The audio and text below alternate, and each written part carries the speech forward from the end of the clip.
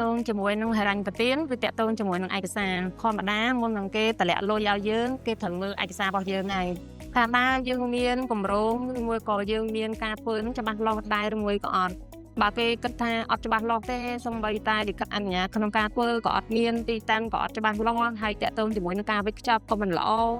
អញ្ចឹងវាអត់មានហេតុផលអីដែលគេត្រូវតម្លាក់លុយមកឲ្យយើងទេ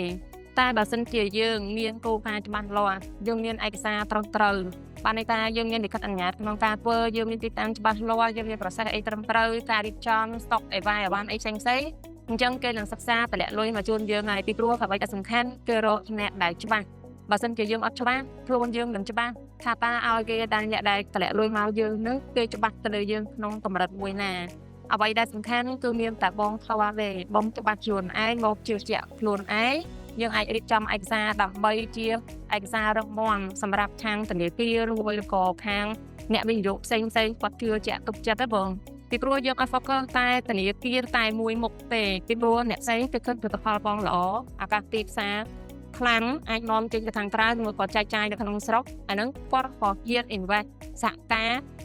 ដាក់ទុនជាមួយនឹងបងដើម្បីពង្រីកកិច្ចកម្មហ្នឹងតាមហូរកលូនកលៀនថែមទៀតចឹងអ្វីដែលសំខាន់គឺតកតងជាមួយនឹងឯកសារដែលជាផងតាមរំមាំឯងយកតកតងជាមួយនឹង stock advance ឬមួយក៏ការរៀបចំជាការធានាលេខឲ្យបានត្រឹមត្រូវគឺគាត់ជឿជាក់ហើយខាងធនាគារ investor គឺអ្វីដែលគាត់ជឿជាក់ទៅ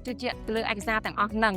ពីព្រោះបើសិនជាមិនមែនឯកសារទាំងអស់ហ្នឹងទេក៏អត់មានអ្វីដែលបង្ហាញថាយើងច្បាស់លាស់ជំរឿនគាត់ក្នុងកម្រិតមួយណាបានដែរចឹងការងារទាំងអស់បងអាច